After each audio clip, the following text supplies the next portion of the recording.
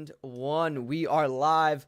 What's going on, everyone? Welcome back to SwampCast. I'm Logan. This is EJ.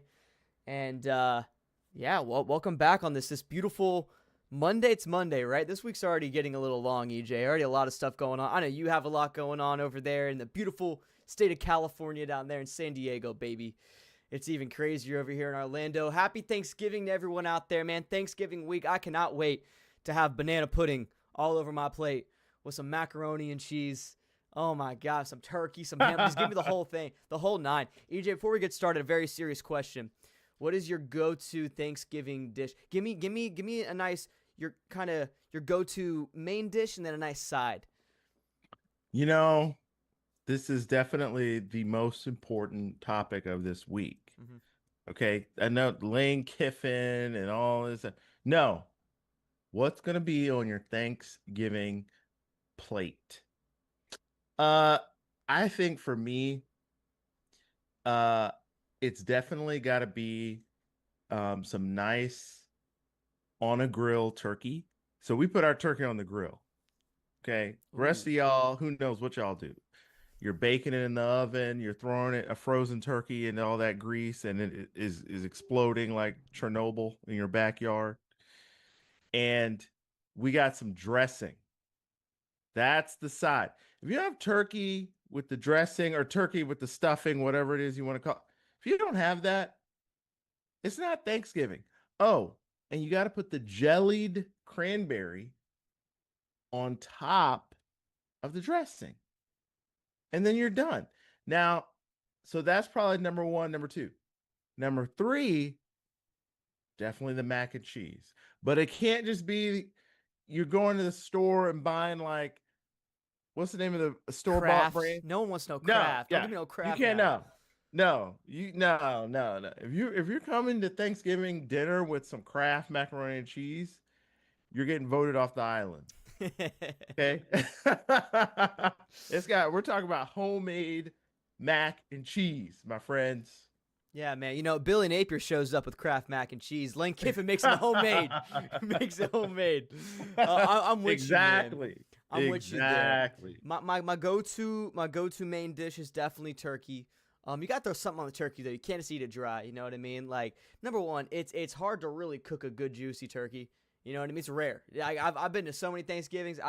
It's rare. If you can get even when it's a nice juicy turkey, you still need to throw something on top of it. I'm with you there. Love me some gravy. Love me some gravy, bro. Throw some gravy on that bad boy, right? I'm a big macaroni guy, so I'm throwing that on the side. It's my go-to. My go-to dessert. We were just talking about it before we clicked record here. Banana pudding's mine, EJ. What's your go-to dessert? You got a certain pie? Do you have a certain? What is it? Okay, so my dad makes the banana pudding in our family, and it's actually really good. Who makes it with your family? My mom makes it so good, dude. Okay, so Miss Mindy, she's making it. Yep. All right. Shout out Miss Mindy.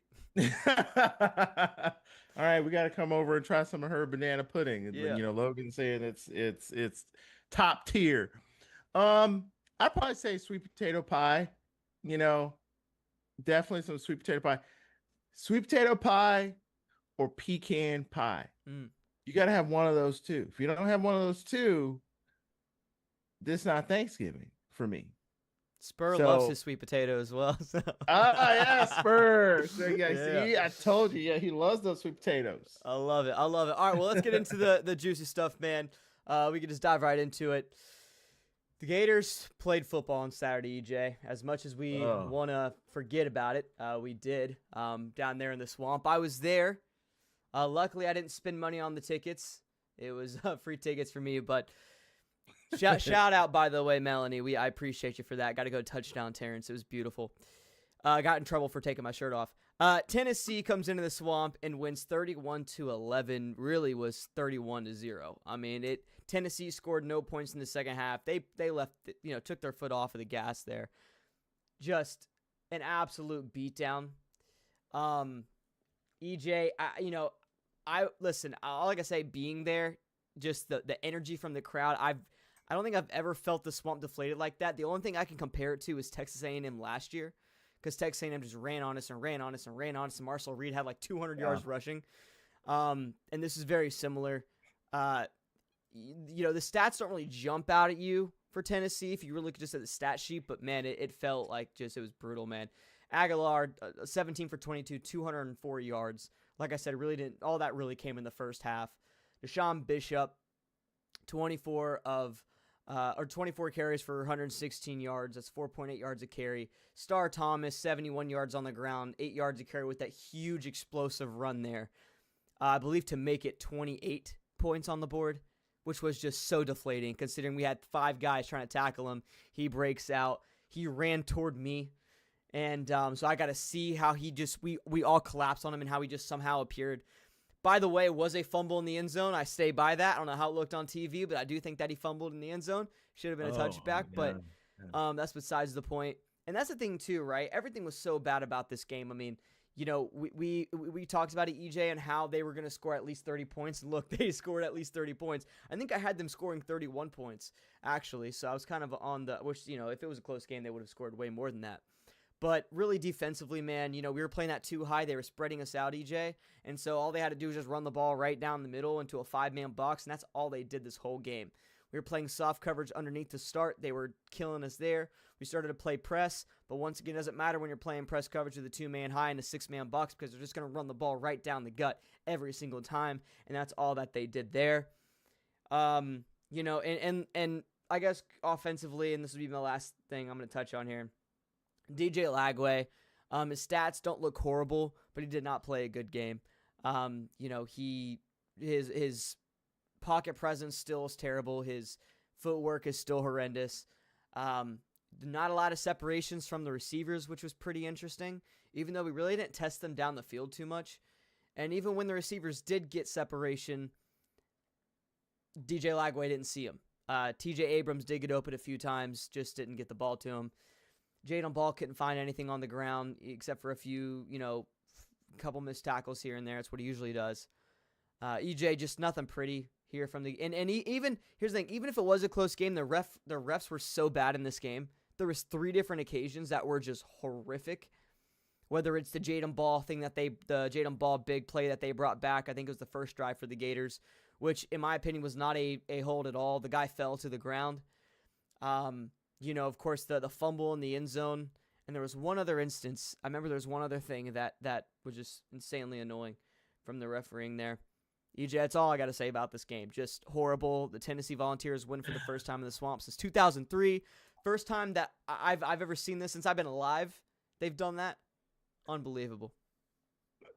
Yeah, I was going to say, I was just like, I don't think you've been alive since Tennessee won in the Swamp. That's kind of sad. We were talking about this game in San Diego as we're watching it unfold, and it was very clear as to what's happening here. Okay, Billy G, and we can't have a coach named Billy anymore, so hopefully that's gonna rectify itself. And the second thing is, Billy G can only rally the boys every other game. I mean, that's pretty clear. The first game, Georgia, okay, we're ready to go. Let's play our hardest. Hey, we're in that game. He caught the ball, started event, made a catch. Then the next game, we took the game off against Kentucky, and somehow they beat us 38-7. And Kentucky is terrible. So that, we basically were just going through the motions. They just got destroyed. Then the next week, we got them up. We got the boys up. Let's go. Beat Ole Miss. And now this game is like, okay, well, let's take this game off, everybody. Because that's pretty much what we see. So hopefully, against FSU, we're going to see something. Maybe. Who knows?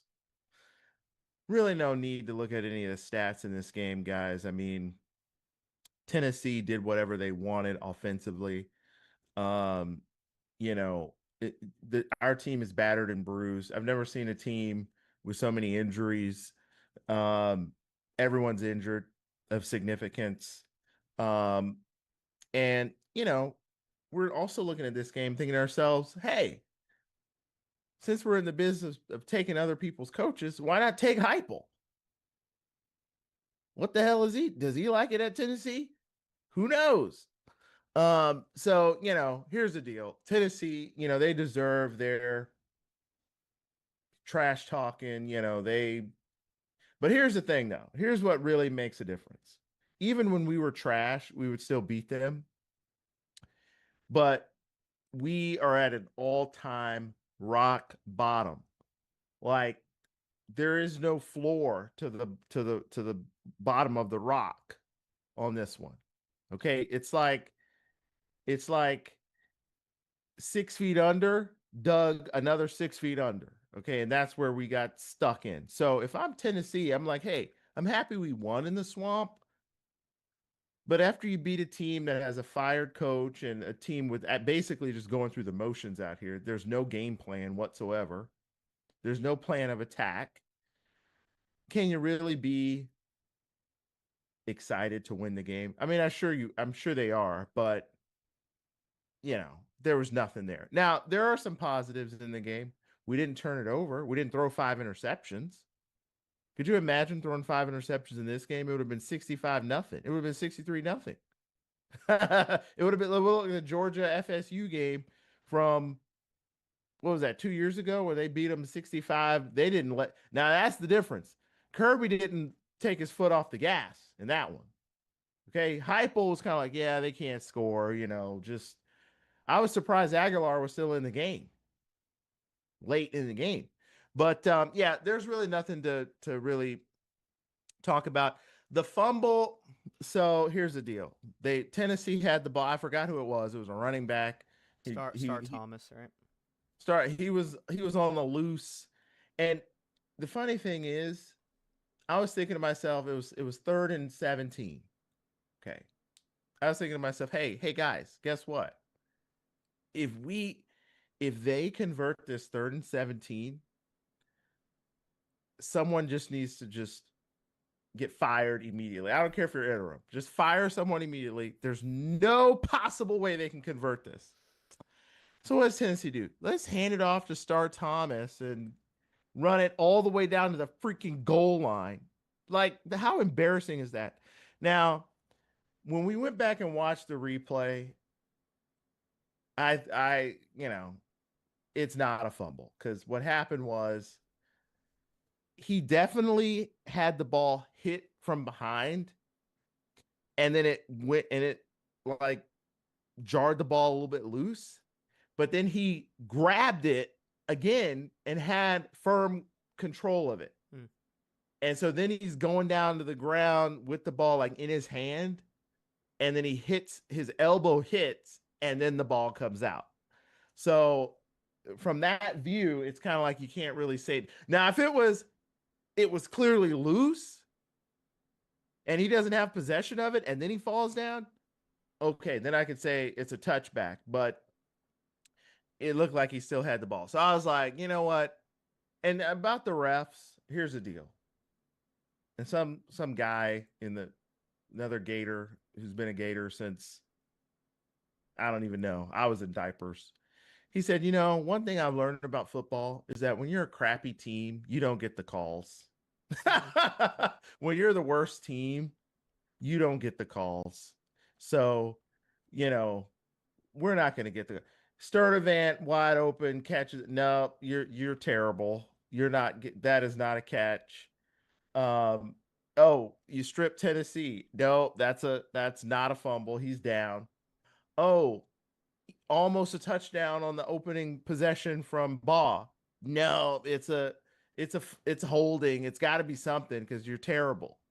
So hopefully in the next regime that comes in and we have a little attack to us, we can score, put a little pressure on them.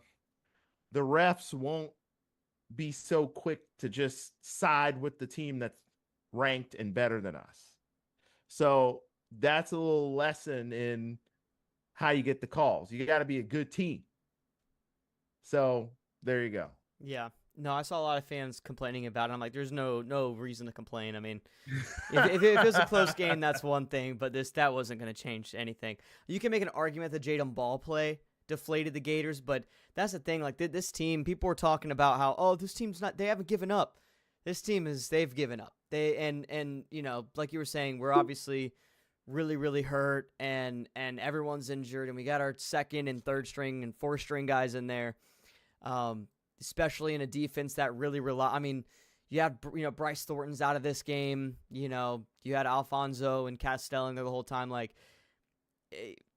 you're not going to find a lot of success with that. You have your 3 starting receivers out, your 2 best pass rushers. Like, it makes sense, but but man, they just determined this game. It was definitely a rough one. So, not really much else to say here. I think we can definitely focus on the future and get going here onto the next segments. But EJ, none of our keys hit. If that's if that scores any indication there. So hopefully this. Well, we did pick this. We did pick the correct score for Tennessee, 31. Yeah. So we got that, and hey, here's the positive. Gators, guess what?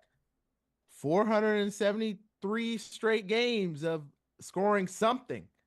Okay, I was even around. Was it 10 years ago? We played FSU and we scored 2. Oh yeah, is it 27-2 or whatever? I think I was at that game too, actually. Yeah. That we had our white helmets on, right? White helmets and blue jerseys. I remember that, dude. Oh my God. We got the 2. We got the 2. We did. We kept the streak going. At all costs, keep the streak going. We made the field goal. Trey Smack, good job. Hey, 31-11. It is what it is. He missed the one, but that was nice. All right, let's go ahead and get a move on here, man. We play FSU. There's another football game. Believe it or not, there's another one here. Last one of the season. The Gators are not making a bowl for the first time in a minute.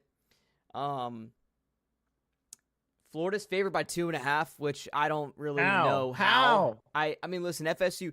Here's what's interesting about FSU.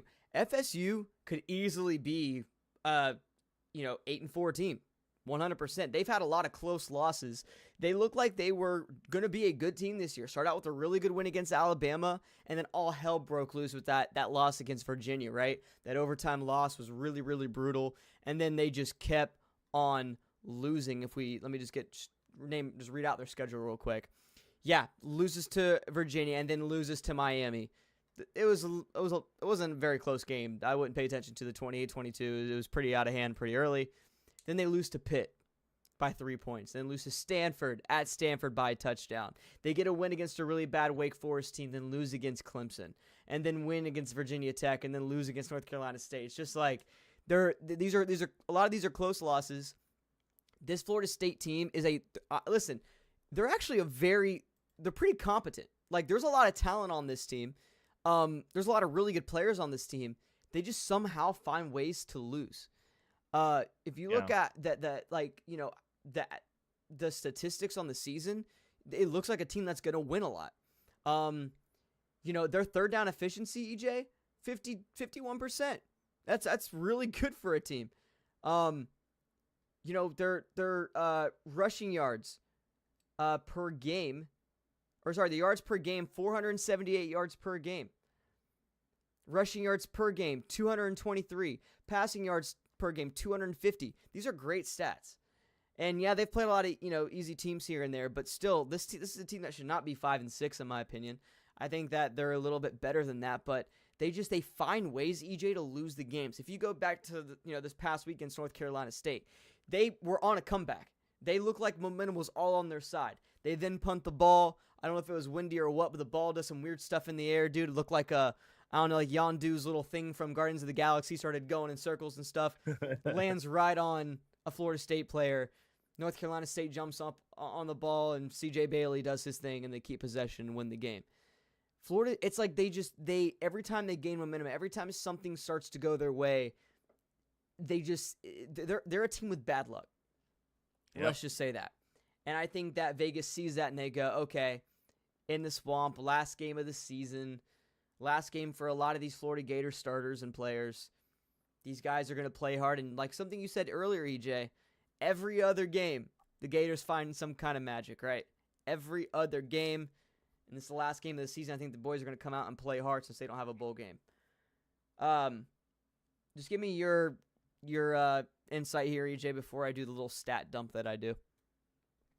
Yeah, real quick, this is, rock bottom for both programs, really. I think FSU is we are basically the FSU team from last year, except maybe we're slightly better, and we've played a little bit more of a difficult schedule.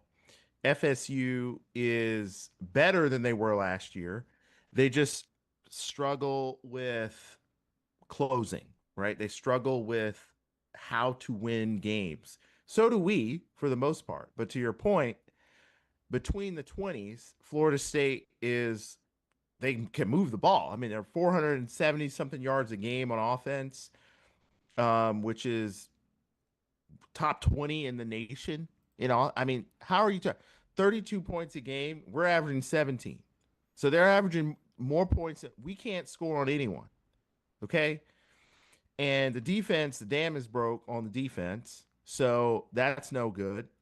And then when you look at sort of a comparative analysis of Florida State statistically compared to teams that we've played, they look very similar to Mississippi State with the slightly better defense. Uh-oh.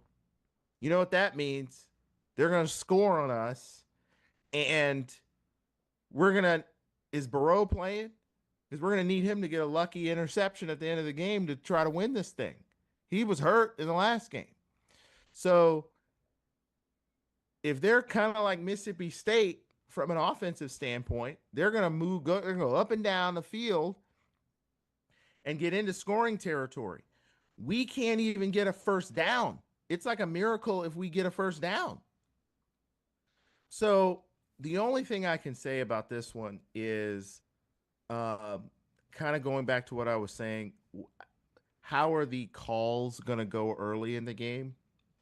The referees are, they're going to call Florida State for a holding, or they're going to call for us for a holding to bring back a play. Are they going to, how is the game going to go early from a call standpoint? Florida State has given up a lot of points this season to a lot of teams, but those teams had really good offenses. So we don't have a good offense whatsoever. I think for us to win this game, you're going to have a very concerted game plan, a visible game plan, not just going out there, spotting the ball and just going through the motions on offense, because you're going to get beat. You have to have a game plan. Like, we're going to run the ball and throw quick screen passes to number 8 if he's healthy. Something to actually get Florida State thinking, oh, okay, so they're at least trying to do something here. If we snap the ball and put DJ Lagway in the pocket and say, hey, DJ, drop back and do a 3-step drop and try to throw the ball, you're better off lining up with Jaden Baugh and the Wild Gator and running straight ahead.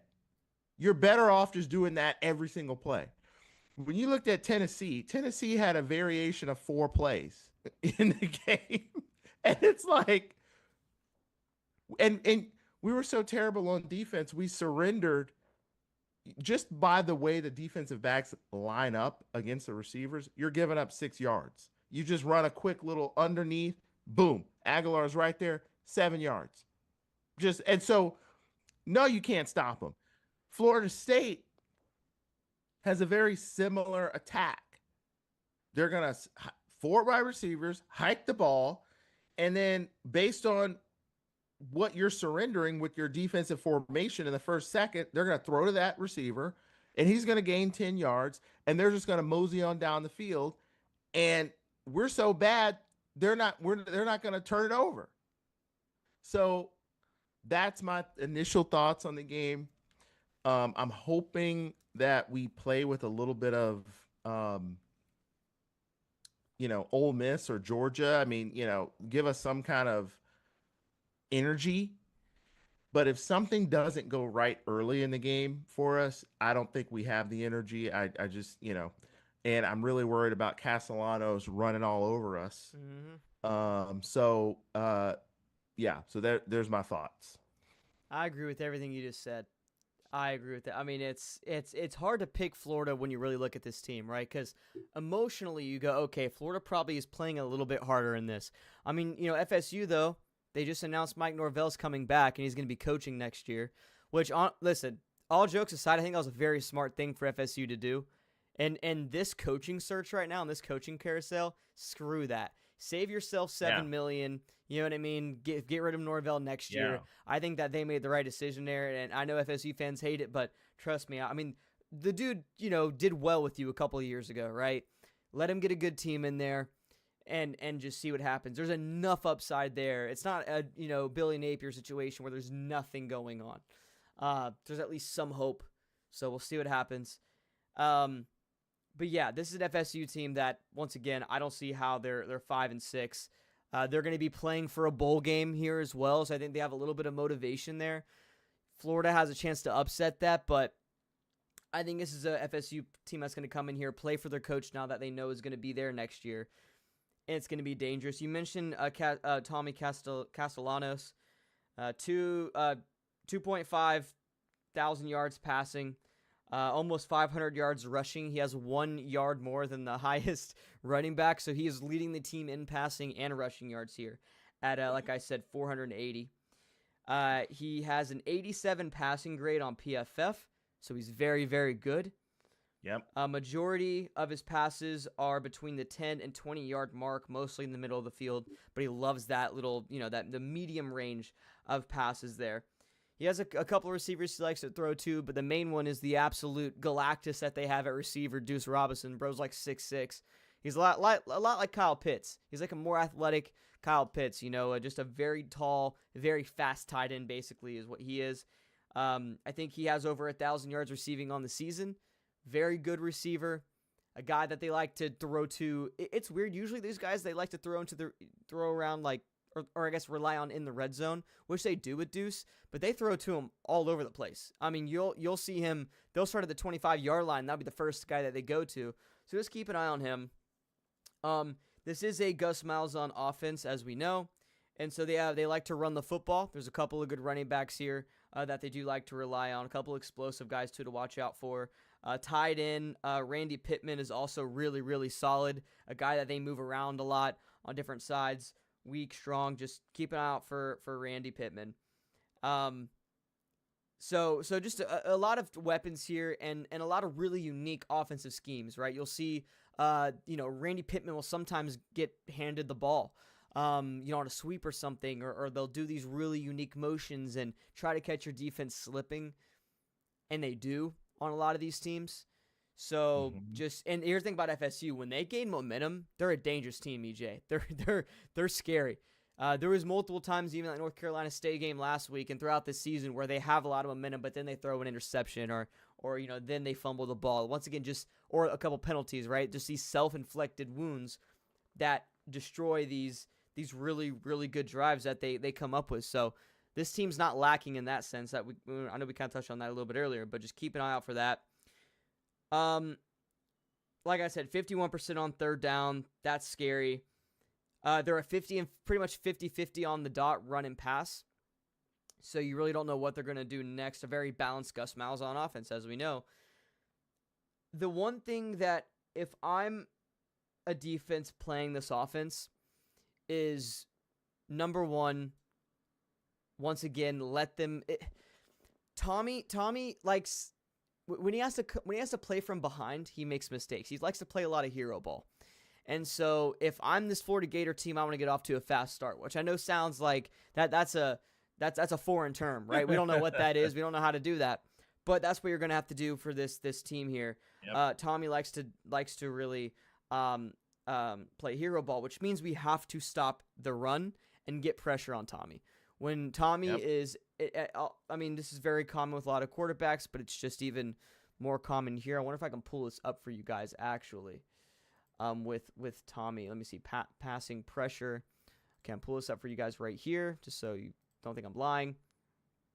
When he's under pressure, his passing grade goes from a 86 down to a 63, almost 64.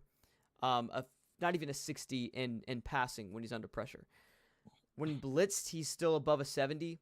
So just like Joey Aguilar, we got to get pressure on him without actually bringing a lot of guys.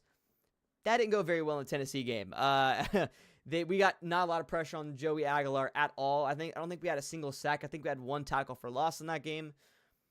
My key on the defense against this offense is to have 2+ sacks with at least 2 tackles for losses. I think if we can, show a lot of negative plays here, make them play behind the sticks, make Tommy play this hero ball that he likes to play sometimes. Yep. I think that we're in a good position to win there. Will we do that's the big question. It's not looking good. Like you said, Caleb Banks, he was good against Tennessee, but you could tell he's not 100% with the limited snaps that he had in there. We need back Burrow.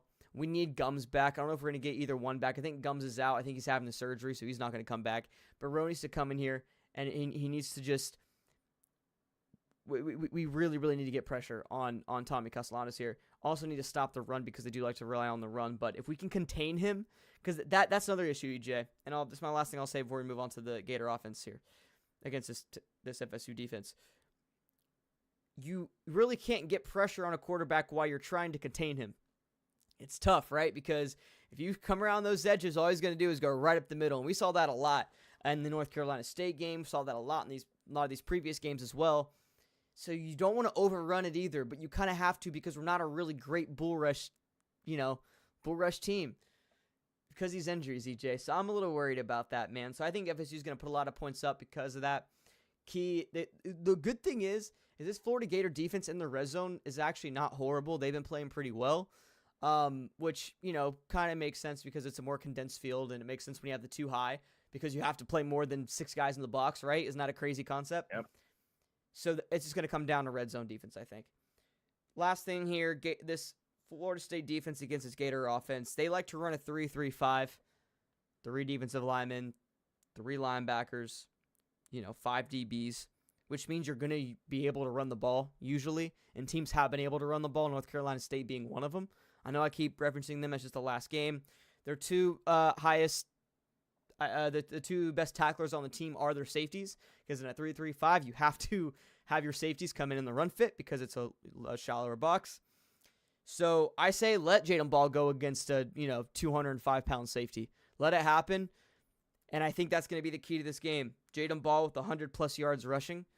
I think if we can do that, make the safeties come up a little bit, do a play action, which this offense loves to do, let DJ Lagway throw down the field on top of these safeties, I think the Gators are in a good place to win. So, like I said, defensively, 2+ sacks with 2 tackles for losses. Offensive key, have Jaden Ball have 100+ yards rushing, because that either means that the defenses are just letting him run the ball, which is really good for the Gators, or that means that they're trying to stop it and we're able to hit the play action up top. So, there are ways to win this game. We're not even talking about the crowd here. It's going to obviously going into halftime and stuff, really going into the second quarter, it's going to start getting dark. It's going to be a night game in the swamp. So, should be a rowdy atmosphere, and we're really going to need the rowdy reptiles to step up. So, that's all I got to say on this game. Are we going to Well, let me touch on a couple things. I think we got Kenny in the chat here, Hey, which is Kenny. great. How's it going, my friend? The more I look into these stats here, PFF and statistical per play averages, I don't think we're going to win this game. This is like FSU to put up these numbers. Yeah, they play in the ACC and all that blah, blah, blah. But to put up these numbers, you got to have some level of competence, right? They're 36 points a game, 487 yards a game, 227 yards rushing, 52% on third downs. Like that, those are stats of a team that knows how to convert and move the ball, right? Now, whether it's a blunder like they did against NC State, where they had 4 egregious turnovers, to 0, which is why they ended up losing that game. You can't hope that you're going to do something. And our game plan is we don't have a game plan. It's like we cross our fingers and hope something good happens on every play. No, you have to have, what is our plan to attack the FSU defense? When you look at the FSU defense, they're even good. They're 30th in total defense. So how the hell are we going to score? So the question is our defense Swiss cheese? Are they done? Did they mail it in? Because if the answer to that is yes, we don't stand a chance. And trust me, Mike Norvell, if like you just said, if FSU gets some momentum and they sense, hey, we're up 7-0, hey, we're up 14-0, Mike Norvell is going to want to blow us the hell out. You know why? Because we planted the flag on the Seminole last year. George Gums. And George Gums, he's not even playing, that's not great because maybe we would have had a chance. But we planted the flag last year and kicked them while they were down. He's going to want to do the same, except worse. He's going to want to plant the flag and kick us while we're down. And honestly, if you told me we were getting Lane Kiffin after losing FSU, I could care less. Okay? But here's the deal. We need some kind of game plan. I don't know who the hell's calling plays on our team, but somebody needs to put together a game plan. It needs to be an offense that's in rhythm. Every other game, we're like pulling straws to who's going to play at the wide receiver position. So if I was DJ, I'd be confused who I'm throwing to too. So it's like, well, who's going to be lining up to catch the ball? Who knows? So, so you got that to worry about. And I think also, lastly, our defense is going to have to commit to stopping something. Unlike what we talked about last week against Tennessee, where I said, okay, you can't just line up and play a base defense and cross your fingers and hope that they screw up, because then you're down 28-0 before you figure out what you need to do. You need to line up and try to take something away. Is it you're going to take away the short passes? Okay, line up man-to-man 2 yards away from the receiver. Take away the short pass. Are you going to take away the run? Okay, cloud the box. Bring those safeties down. They're not doing anything. Why the hell do we have 2 deep safeties? They're not doing anything. We're going to let the other team dink and dunk and get all the way down the field. And then what do? They get to the 3-yard line and Superman into the end zone. And those runs into the end zone for Tennessee, it was like, have you ever seen Deep Impact? It's like a movie from the 90s. The tidal wave just destroyed the city. That's exactly what the offensive line did for our it was like the tidal wave just destroying our defensive line. Florida State will probably do the same because I saw their Wake Forest game. Wake Forest has won 6 of their last 7 games. And you know the one game they didn't win? They got beat 42-7 by FSU. So Wake Forest isn't that bad. They're like Kentucky. They're a little better than Kentucky. So all of these numbers don't really mean a lot if we don't come prepared to play. The only saving grace is Florida State hasn't won a road game in 2 years since the last time they were in the swamp in Gainesville, which is sad. But based on how we're playing, it looks like they're going to end the streak because we look terrible. We have no soul. It's almost like it's like a body out there on the field with no soul, no purpose. We're just going through the motions. So hopefully we have a game plan. If we have a game plan, we'll know after the first quarter. If Florida State scores on their first 2 drives, which I think is very likely based on how we're playing, and we're down 14-0 and we can't even get a first down in the first 2 drives, the game's over. And Billy Gonzalez needs to just tell us that from the get-go. Just say, hey, guys, we don't have a game plan for FSU. They're probably going to go up 14-0 before y'all even get your hot dogs from the freaking stand. Hopefully they're not $8. Okay? Because I would hate to pay an $8 hot dog, and then before I even get to my seat, we're down 14-0, which is what happened against Tennessee. So there you go. All right, EJ, give me your score here before we get into the Lane Kiffin. All right, yeah, because we definitely got to talk Lane Kiffin, everybody. All right, so here's how this game's gonna go, guys. I mean, we predicted the exact final score or exact score for Tennessee. We're gonna do the same in this one. FSU is gonna score 27 in this game.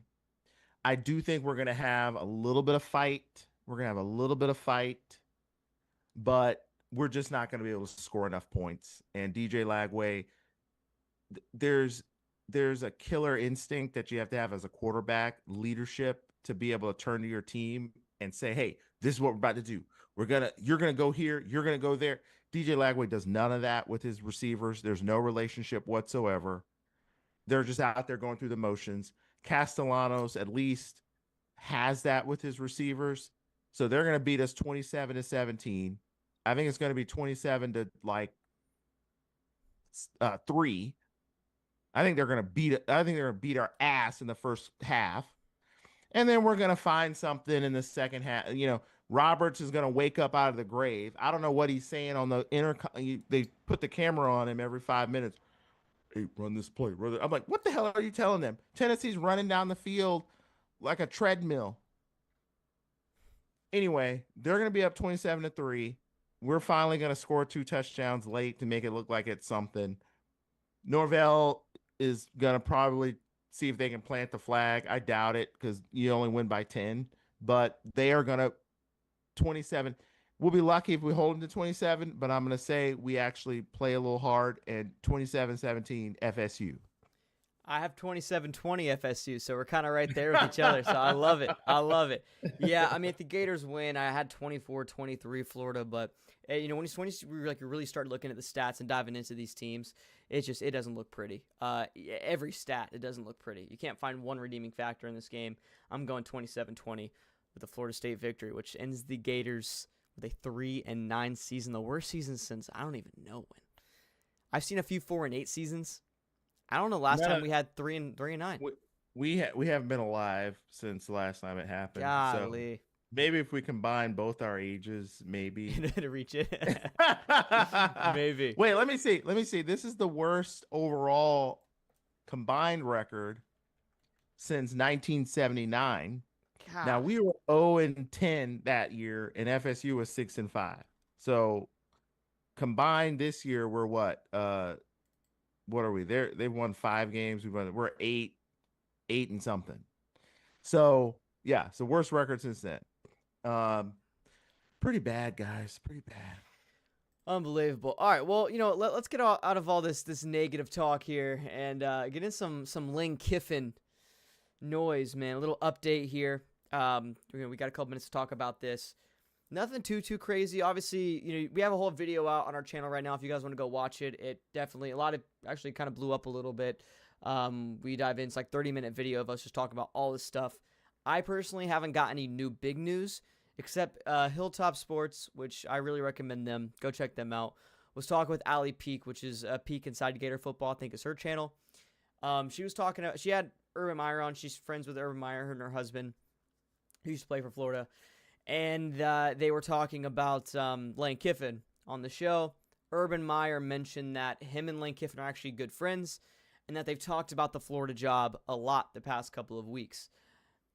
That's a good sign, I think, for Gator Nation. The fact that they're having a conversation there. Urban Meyer loves University of Florida. You know, even with the whole, you know, kind of dipping on us and then going and coaching Ohio State. It's fine. Who also just got inducted, I believe, into the University Hall of Fame there, which is pretty cool. So yeah, just a little. That's all the news that I have. Like I said, we dive into LSU versus Florida and LSU versus Ole Miss, Florida and Ole Miss. We dive into all those specifics on that one video. But that's all the new news that I have. I know EJ has some new numbers to present. I know, EJ, I don't know if you're going to get into this, but I do know that we were very worried when it came out that LSU offered $90 million and $25 million in NIL, and then it came out and said that Florida offered the same exact number, and we matched them, which makes me feel pretty good. So, EJ, give us your rundown and update of Lane Kiffin. Well, guys, listen, this is very funny because everyone is acting like they know something when everyone knows just as much as we do. Okay? Here's the reality. LSU. Why would Lane Kiffin go to LSU? Okay, this has been the question, the media, the lamestream media, they like to just have talking points. Well, LSU is a much better job than Florida. Well, why is LSU a better job than I'm obviously a homer here. So LSU fans, humor me. There's 5 million people that live in Louisiana. Okay? There's 25 million that live in Florida. Okay? We have 5 times more people. Okay? Now, Louisiana, you have a monopoly on the state because you're the only major decent program in the state. There's 15 5-stars that come out of LSU or Louisiana on average the last 10 years. There's 60 in the state of Florida, which is why you can half-ass recruit and still have a top 10 class. Okay, we've had a terrible Billy Napier has been one of the most inept in-game coaches you've ever seen.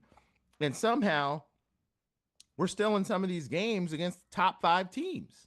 Now, obviously, we fell off a bridge against Kentucky, but, who can blame them? We don't have a coach. But anyway, the other thing about Louisiana, they have to recruit East Texas.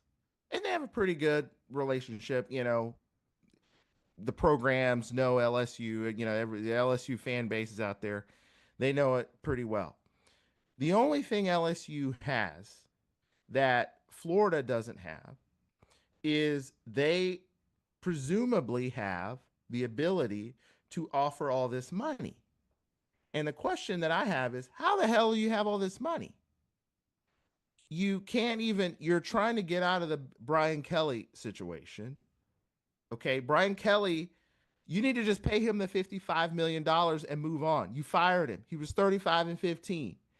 And that's the other thing about LSU. What does Lane Kiffin really want?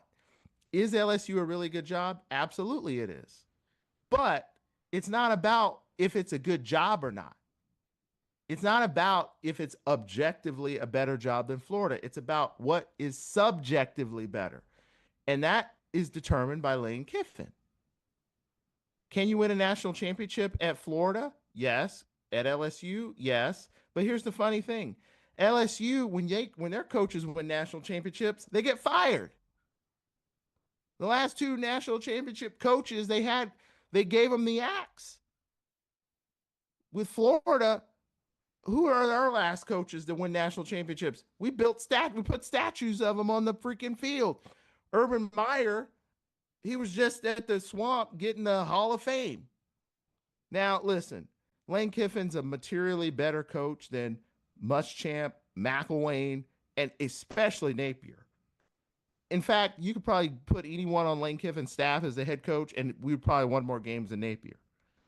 Pete Golding. But anyway, the point is, we don't fire national championship coaches at Florida. At LSU, you do. The entire fan base at Florida will embrace Kiffin and the family like they're one of our own. LSU, absolutely not. I have several friends who are LSU fans. This Lane Kiffin arrangement is business only. There's no ties to LSU. You got to just come in and win every game immediately, and you can get $15 million. At Florida, you're at least going to be embraced as like, hey, we suck. Come and save us, Lane. It's simply business. Now, here's the deal. They're saying they're giving him, well, we don't care. We'll give him 16, 17, 18 million. There has to be a limit, guys. You don't even have, where are you getting $18 million from? And then here's what happens. When they came out with this $98 million BS that they were talking about, they were offering him, I guarantee you, if I'm the head coach at Notre Dame, give me Marcus Freeman. If I'm Marcus Freeman and I'm sitting around looking at, wait a minute, are they really offering Lane Kiffin $98 million? when I turn down the freaking job, oh no. Somebody needs to call somebody. I need more than what I'm making. Okay? If y'all are paying him $98 million. So now what LSU's doing, they're hiking up the money for everyone. And then here's the thing. Let's say they get him and they pay him $18 million, whatever they want to pay him a year, which they don't have. The taxpayers at LSU, listen, Louisiana, you're one of the worst states in the country in education. So these people can't count that high. So when you give them $98 million, they're going to have to foot the bill. And you know what's going to happen? It's an economic deadweight loss. Because if you're paying him $18 million and then we go and get a coach for $7 million and then we turn around and kick your ass with a $7 million coach, you best believe that money is completely wasted. You got to win every single, if you're giving him $18 million, you better win every single freaking game. That's all I got to say. And they better not even be close. So the economics of these numbers don't make any sense whatsoever. Last thing, the state of Florida is ideal for Lane Kiffin and the family. There are numerous stories about, oh, I went to Florida. I grew up. I met my wife in Florida. Steve Spurrier, this. Urban Meyer's my best friend, that. I coached at FAU. You don't hear any stories about Louisiana unless we were missing something about jambalaya. Actually, I like beignets. Logan, do you like beignets? I love beignets. Yeah. If you ever had to maybe that's why you go be the coach at LSU. They give you some beignets. Crawfish. Some crawfish. Well, I don't actually like crawfish. Oh, right. Who knows? But anyway, LSU fans, y'all came in at the 12th hour. The 12th hour. And you fired a coach that was one of the better coaches, legitimately speaking, from a win-loss record the last 6 years. So all I'm saying is, I still think we have a very good chance of getting Lane Kiffin because Florida's much better than Louisiana. Hate to say it, but it's true. Everyone knows it. 25 million people, 65 blue chippers. You only have 10. And guess what? We're going to match everything that you say, even though we shouldn't. We should put a hard line in the sand and say, Kiffin, you want to come here? We cancel the volleyball game so we can give the press conference. That's all you need to know. The other thing is, last thing I'll say about this, because I know the LSU fans are, you can't say that about us. I don't like the LSU fans. I don't like that. I like the Tennessee fans a lot better. Me too. Tennessee fans are actually nice for the most part. Yeah. Tennessee fans, we like the Tennessee. You deserve to trash talk. They're cool. Okay, it's been 20 years of misery. LSU, I can't stand them. I can't stand them. There's no loyalty. And so there's no ties, and everyone's like, well, he should go there because it's a better job. It's not a better job. Okay, get that through your greasy heads. It's not a better job. Florida is where you want to be. So that's all I got to say about that. 60% chance he's coming to us. If he goes to LSU, let me tell you something. And they say, oh, if he goes to LSU, y'all are paying him $17 million a year. And let me tell you something. You better win every freaking game that you play. Because it's going to be a total embarrassment to economics in general. If you walk out there with Lane Kiffin and you get your ass beat by Kalen DeBoer, which is probably going to happen. Now, good thing we don't play you because we're probably going to have to pull out Jed Fish. I don't even know who the hell we'd hire if we don't get Lane Kiffin. But I can tell you one thing. If Mike Elko, who doesn't say anything about a salary, if he trots over to LSU with Texas A&M and beats your butt after you have a $17 million coach and $25 million NIL, something is really wrong there. Something is really wrong because I don't think he's going to go undefeated. So there you go. Yeah. Off my rant. You brought up Jeff Fish. I'm just gonna say he's gonna end the season 9-3. Just throwing it out there. His second year in Washington. Yeah, he's good. Hey, I'm just throwing it out there. Okay, EJ, what's your hard time to get out? We got like 10 more minutes. Okay, I just want to say one thing about Kiffin real quick, and then we'll just speed run the picks for this week. Let's say LSU was a little bit better of a job. Let's just throw it out there, right? We'll give the benefit of the doubt. Yeah. It's a way better fit for Kiffin at Florida. It just is. Whether it's the family ties, whether it's just the culture there, I think he'll fit in perfect. Steve Spurrier, Urban Meyer, all these connections that they have with Lane Kiffin. He's talked about Florida very highly. His son's most likely going to go play at LSU. He's talked about that. He doesn't want his dad coaching him. He's talked about that openly. I think he wants to separate himself from that a little bit. I think he wants to come to the University of Florida. Now, I think he's also just using LSU as a smokescreen decoy. Exactly. Well, not just that. I feel like he's also using them as a way to, up the money a little bit, when it comes to Florida and the offers that they're giving. I think he's kind of using them as like kind of a step. I truly do think that. This might be a wild thing to say. I think there's a higher chance that he stays at Ole Miss than he goes to LSU. I've been back and forth on that. I can see that. I truly believe that. At this moment, I think it's 70% Florida, 20% Ole Miss, 10% LSU. I could totally see Lane Kiffin staying at Ole Miss after all this and this just being a whole thing. But I think he's just using LSU as a ploy. I think that he's using it as a way to get more money from the University of Florida. I think he's dead set on the University of Florida. Allie Pete came out and said that she's 75% sure that Lane Kiffin's coming to the University of Florida. EJ, your final prediction? Because listen, it's going to be announced this weekend. Maybe, right? He has to announce it this weekend because, it's all right. Are you going to go coach in the playoff or are you going to go to the team? You can't do both, right? So he's going to have to announce it this weekend, most likely after the game on Friday. EJ, your final prediction, 60%? Well, here's the thing, real quick on, you just said that. They got to fix this whole. Oh, it's terrible. Well, he's in the playoff. You can't hire him because he's in the playoffs. BS, people. It's BS. These people, the powers that be, made the system the way it is. So who the hell cares? Listen, let me tell you something. It's a paradox. You know that movie? You know that word from Interstellar? Wait, is paradox from Interstellar? Who the hell knows?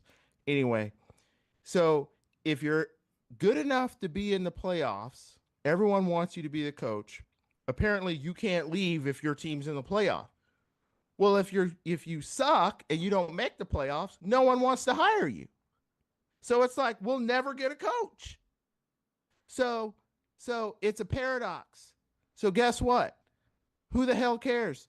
Lane Kiffin's already been there for 6 years. He's already been there for 6 years. Now, maybe Ole Miss they think they're a lot better. Listen, we hired Mississippi State coach before. And the Mississippi State fans, they didn't give us any pushback. The Mississippi State, and isn't that a rivalry game of they've been 5-5 the last 10 years? Maybe Ole Miss is one more. Who knows? But they didn't give us this much pushback. Mississippi State didn't say, well, we're a better program. They were ranked number 1 at one point with Dan Mullen. He had him. Dak Prescott was the freaking quarterback. So, but you don't hear Mississippi State fans coming out the woodwork saying, it's a lateral move to go to Florida. Listen, Ole Miss has Lane Kiffin's done a great job. He's built that program up. And honestly, I agree with what you just said. It's more likely he stays there than goes to LSU. LSU, let me tell you, no. They're coming out of the woodworks at the 12th hour to hire a coach. And they're throwing up money that they don't even have. There's $98 million. You don't even make $98 million from the tax revenue that you get from your own employees, from your taxpayers. You only have 5 million people that live in Louisiana. Where the hell are you getting $98 million from? Florida is a significantly larger university, significantly larger research. Our research foundation, look at the foundation. We can look that up. Look at the foundation. $1 billion. What does LSU have? Not even anywhere near that. So how the hell are they getting $98 million? Yeah. That's the question. Yep. So lastly, I do think Lane Kiffin picks Florida. And whether or not it's going to be announced on Saturday, that's what everyone's saying. Who the hell knows? He might say, hey, I'm staying with Ole Miss. But people, I forgot who this was. Maybe it was Allie Peak. We like Allie Peak. She's great. Anyway, she said something that I completely agree with. And because I've been saying this the whole time. Lane Kiffin is always looking for something new. He's always looking for change. He's a change maker. So the Ole Miss fan, I'm sorry, he was there for 6 years. He's looking for a new challenge, something different. It doesn't mean it's better. It just means it's different. And does he want to win a national championship? Yeah, he wants to win a national championship. But where can he go to do that? And then also check off other boxes of family and, winning a championship and having change. And all those things combined, to me, it says Florida. Now, listen, we're straight up. We would tell you if we didn't think he was coming to us. Okay? We would be honest with you. But that's what it looks like. Now, if he doesn't come, I say 66%, 2 out of 3. But if he doesn't come, then, and that's the other thing, Logan, what about this?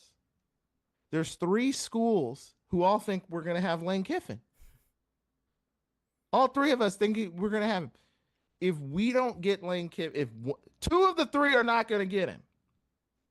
So Saturday, when he makes his decision like The Bachelor, apparently it's going to be that easy as The Bachelor. I picked this person.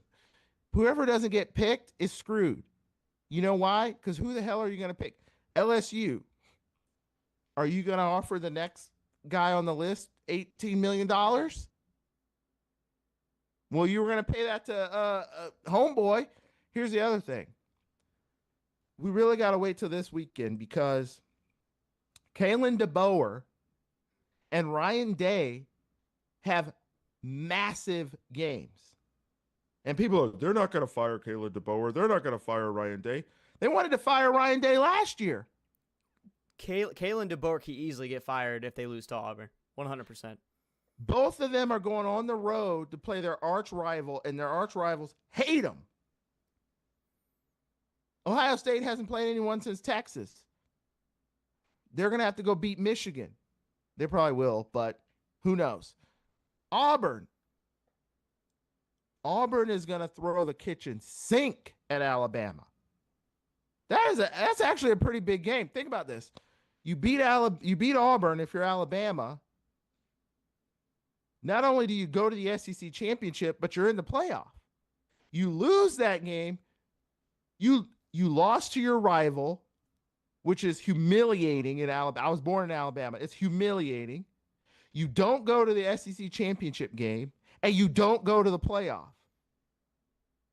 That is a must win. It's suicide watch in Tuscaloosa if they don't beat Auburn. I'm telling you right now. That's the biggest game. You lose that game, now all of a sudden, DeBoer is on the hot seat. Maybe he gets fired, and then Alabama says, everyone stop the coaching search now. Lane Kiffin, you got to come to Bama.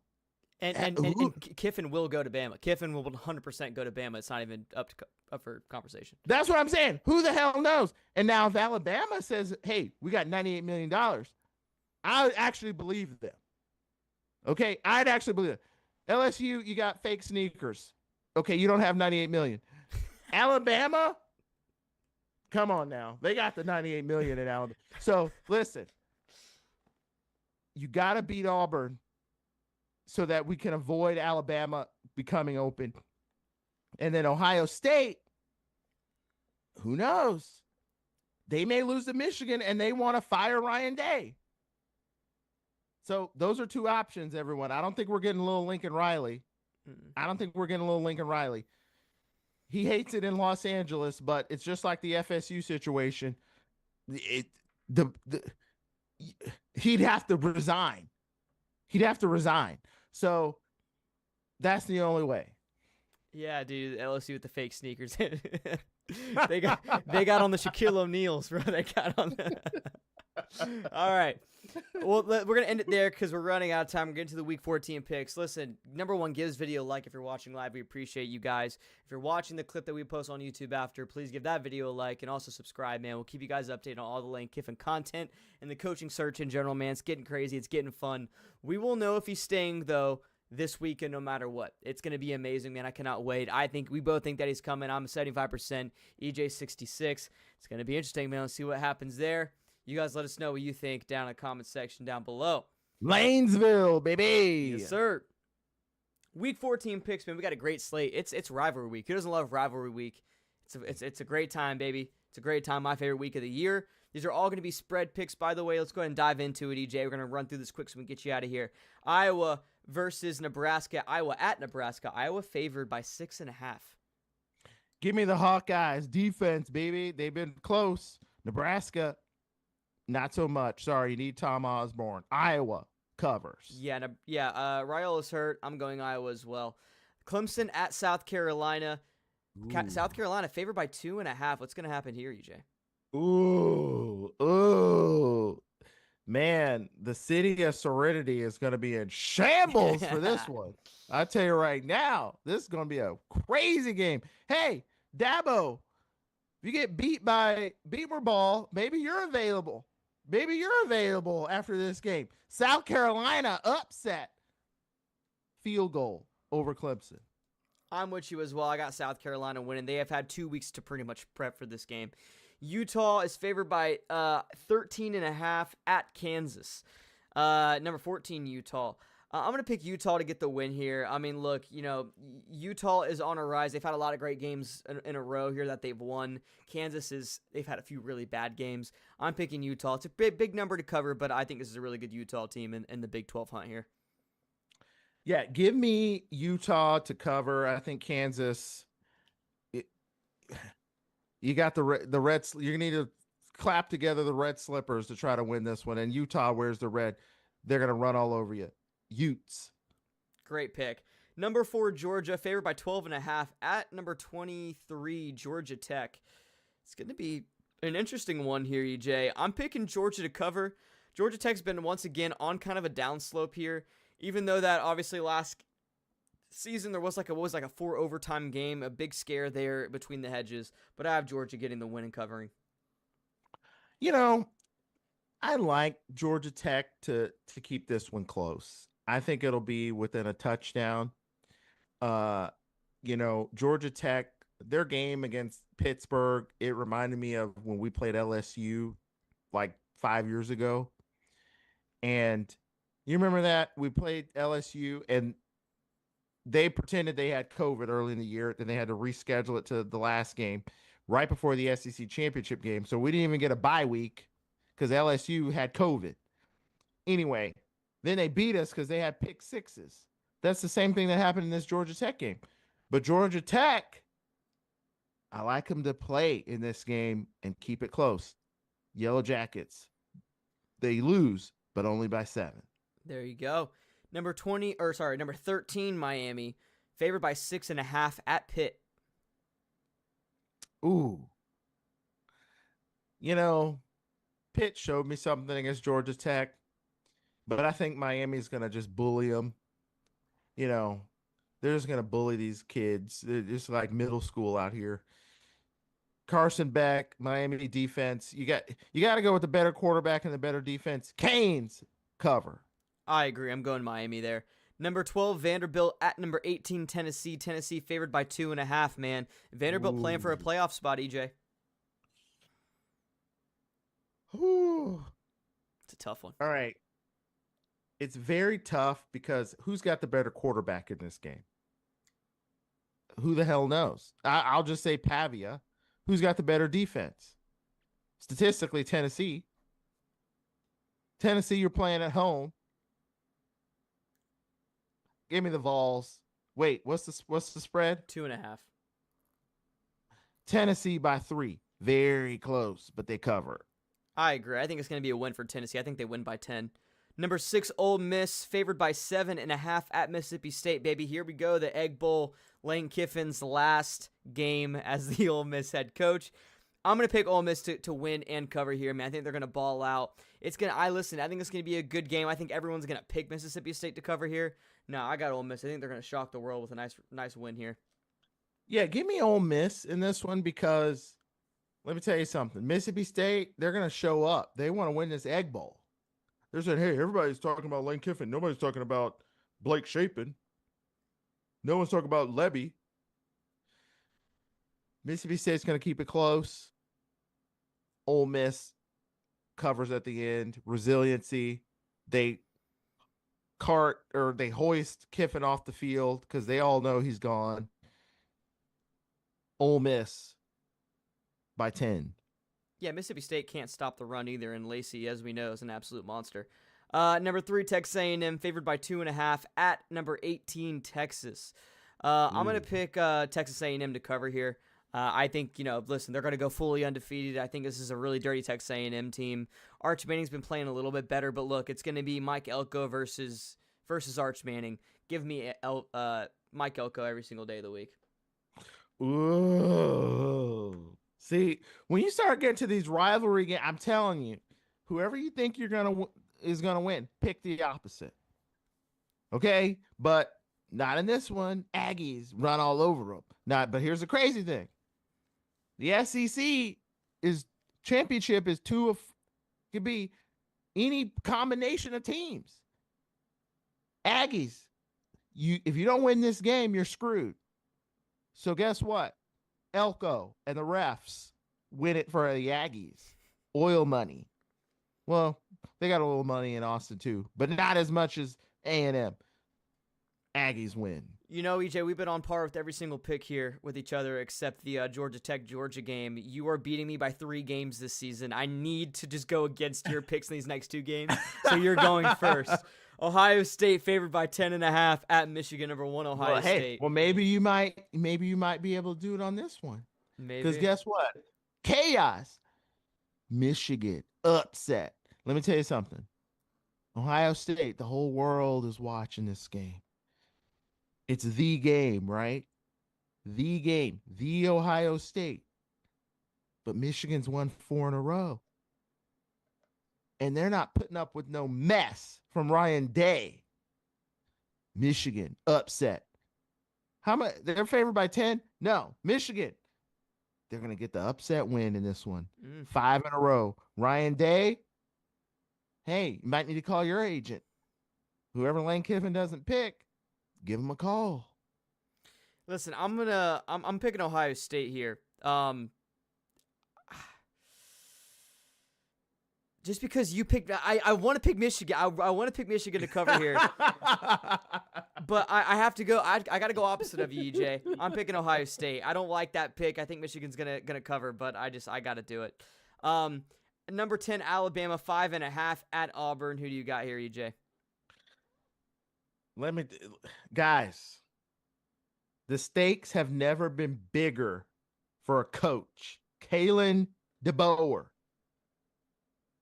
You know what? If I was him, I could care less because you know why? They get rid of me. I get 40 million, and I can go to Penn State. You got to win this game if you're Alabama. You got to cover it. Give me the Tide to cover. But let me tell you something. Auburn, they got that. I forgot the kid's name, the quarterback. They benched him the last time to save his red shirt. They're going to pull him out in this game. And let me tell you something.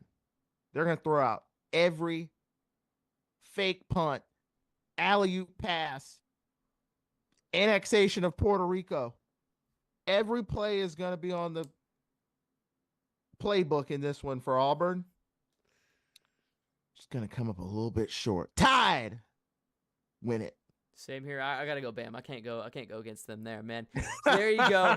All time EJ has me 80-51. I'm 77-54 after both going 5-5 last week. I feel like that Ohio State Michigan game is gonna bite me in the ass, but I gotta go against you there, EJ. We'll see what happens, man. I think you're gonna be right. We appreciate you guys watching this week of SwampCast. Hey, you picked Michigan last year. I did, but and I think it's gonna happen again this year. Not because of Underwood. I just think Julian Sand's gonna be a little bit rough there. You know, freshman quarterback. I think it's gonna just be a rough outing for him. I think it's gonna be like 17-10 with a win for Ohio State, but I think Michigan will cover. But I guess I'm picking Ohio. I got to do it. EJ, we'll be here next week. We'll probably know if Lane Kiffin's coming to Florida. We'll definitely know if he's not staying. Going to be wild, man. Cannot wait for that. Be here next week, guys. Going to be on Sunday. Get ready. It's going to be a wild one. We'll see you guys then. We really appreciate you guys watching. Everyone have a great Thanksgiving week. Have a great Thanksgiving with the family. We'll see you next time. Sweet potato pie, mac and cheese. Go Gators. Play fake on first down. Lagway launching downfield, has a man. Touchdown.